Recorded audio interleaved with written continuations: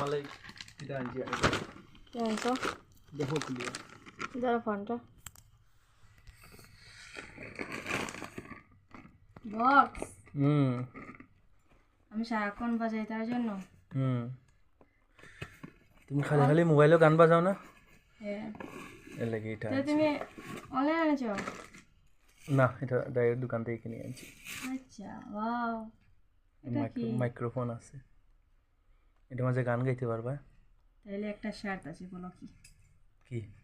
তুমি প্রথমে গান শুনে নাও না না তুমি একটা গান না না আমাকে আরে তুমি গান না না আমাকে তুমি